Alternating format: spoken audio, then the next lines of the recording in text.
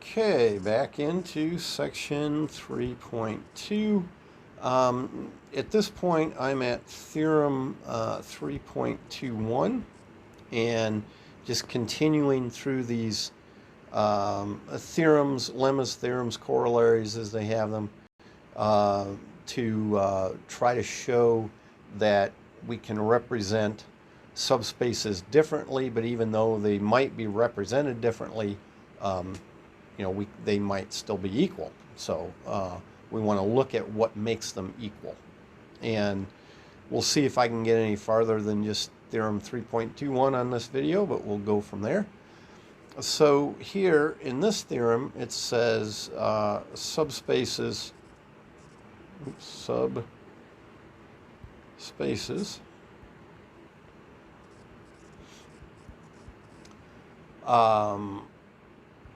and here they're giving them by the vectors that are taken linear combinations of, and so it's the subspace, we could say, spanned by x1 through xr, and then our y1 through ys. So these are just like what we used in lemma 3.21, which is used to prove this theorem. It says these two subspaces are equal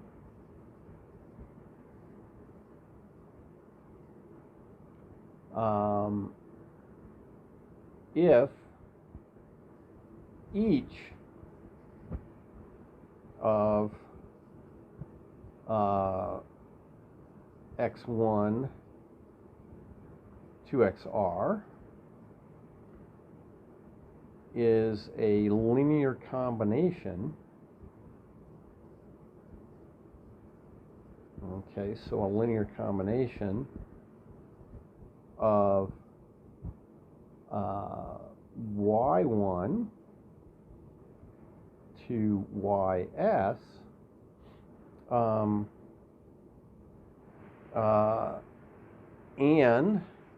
and I'm going to just write vice versa.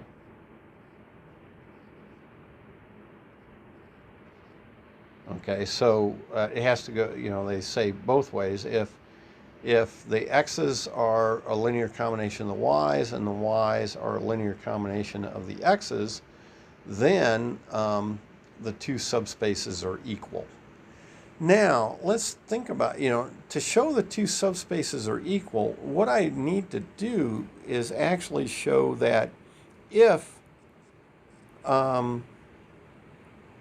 say, x is an element of this subspace generated here by these vectors, okay, all linear combinations of that, then x is an element of the y's,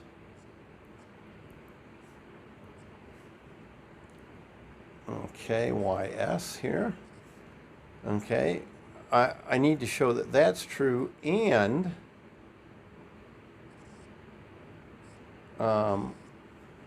if y is an element of the y's,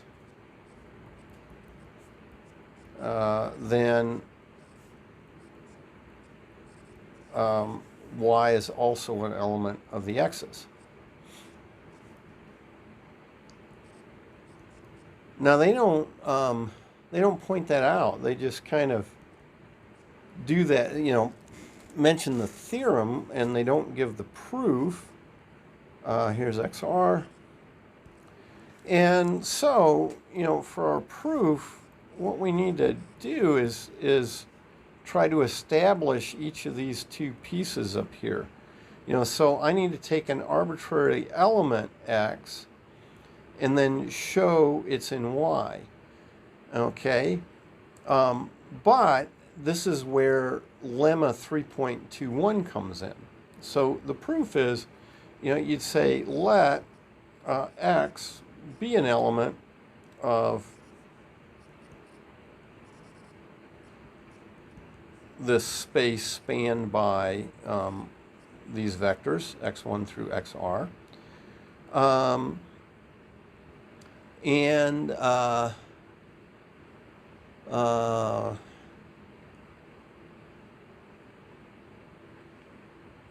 okay, so let that be true, and that the xi are linear combinations of the yj.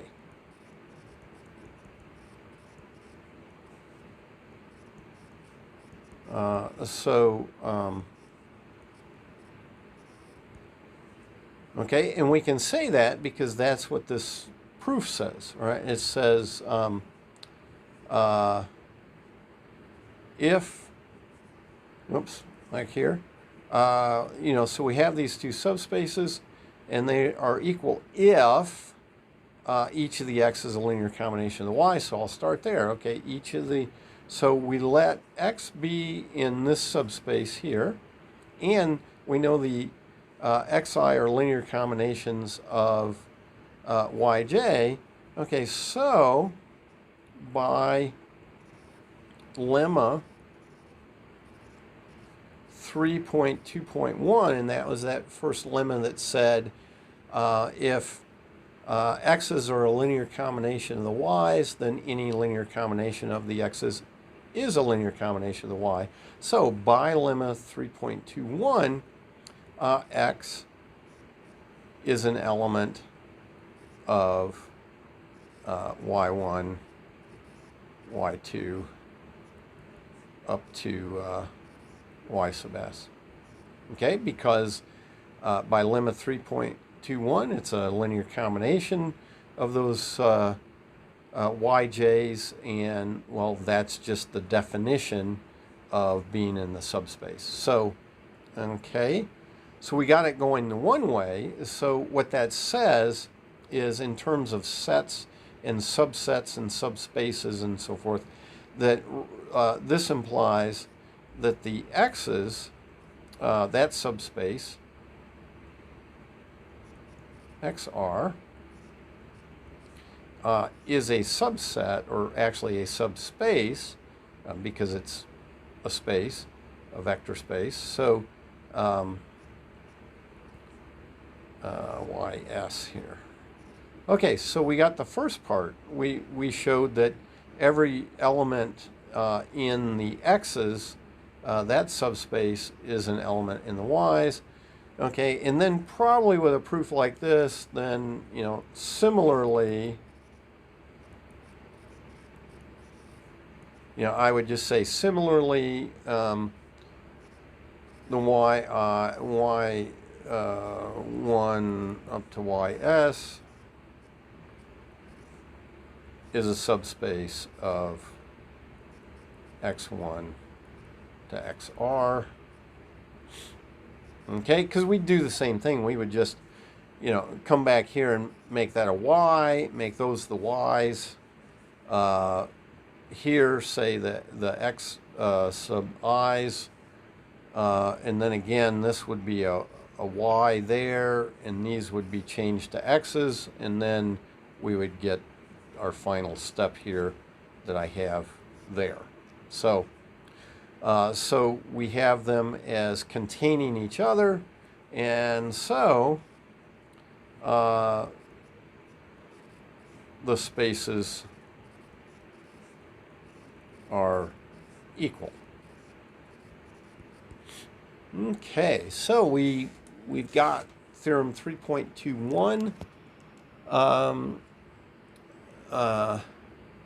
And then now here, and I kind of just like this because they started with a lemma, so that's a theorem that helps you prove another theorem, and so we just saw that theorem that it helped prove. And then they say, oh, well, here's a corollary, 3.21, and a corollary is typically a theorem that follows pretty easily from another theorem. So it maybe is a special case or just a slight add-on or something like that. And so in this corollary, it says that if I take a space x1 to xr and then toss some more vectors on that, zt, it says that vector space and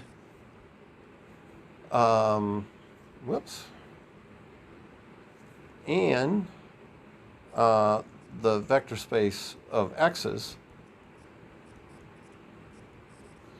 are equal if each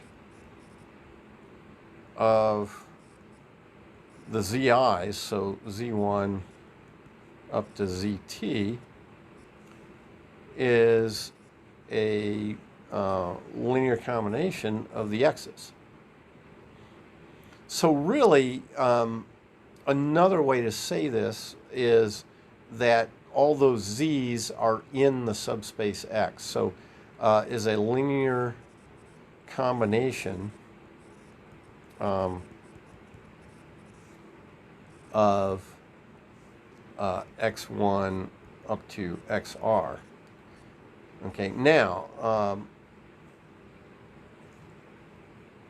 an alternate phrasing is if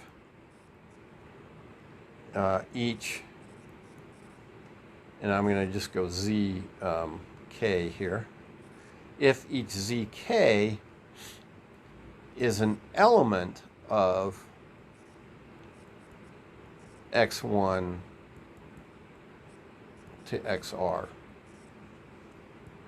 Okay, so instead of saying a linear combination of the x's there, I could just say it's in the subspace generated by those x's. Okay, so that's the claim. And they're saying it's a corollary, so they're saying, oh, it really just follows from Theorem 3.21. Well, let's go back up here, look at Theorem 3.21. It says the subspaces here are equal, these two subspaces, x and y, are equal if each of the x1 to xr is a linear combination of the y's, and then vice versa. Well, okay, so let's think about that. Is that pretty straightforward?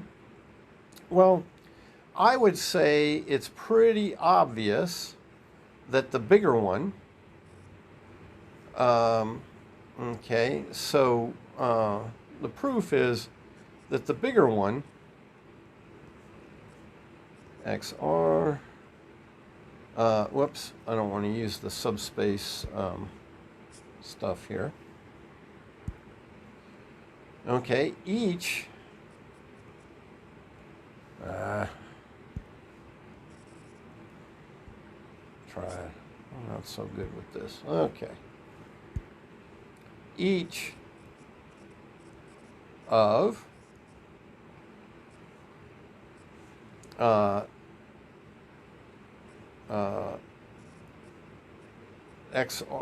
through xr and then z1 through zt is a linear combination of the xi's because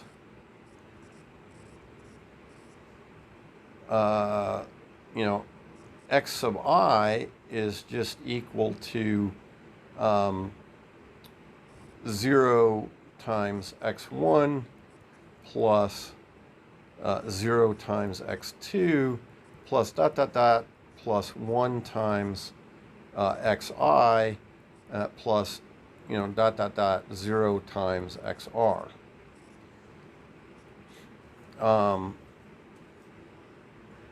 Okay, so that's simple enough. The xi's are linear combinations of themselves, certainly, and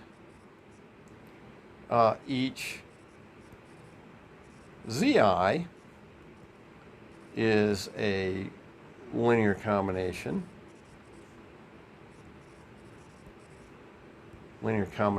of the xi's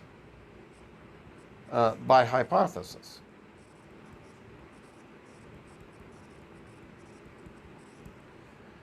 Okay, so yeah, that way was pretty straightforward. And then, of course, really this statement here does the other direction. Okay, so then, the other direction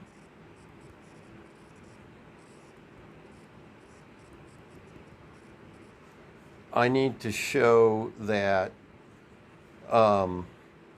each of the xi through xr is a linear combination of, the vectors up here. Well, I did that basically right there. Okay, so I'll do it again. Is that just xi is equal to 0 times x1 plus a 1 times xi plus a 0 times dot dot dot plus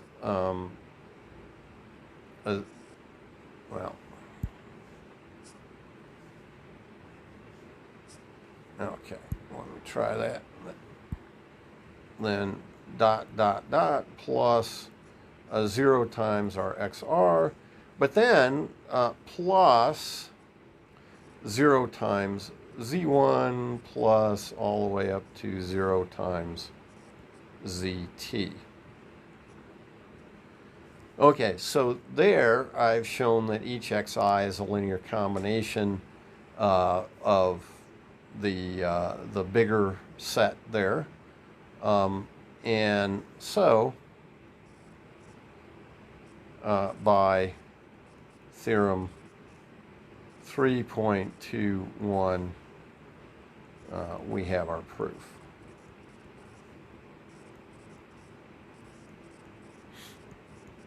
Okay, so that series of a lemma, a theorem, and a corollary are very nice, and to give us this nice set of proofs.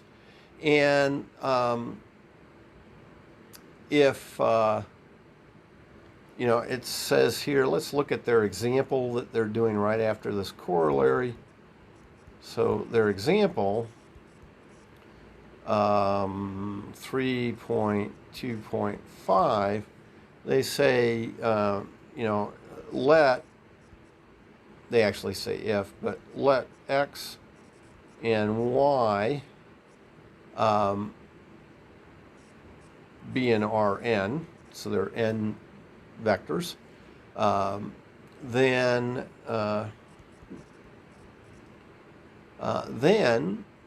the subspace xy is equal to the subspace x plus y, x minus y.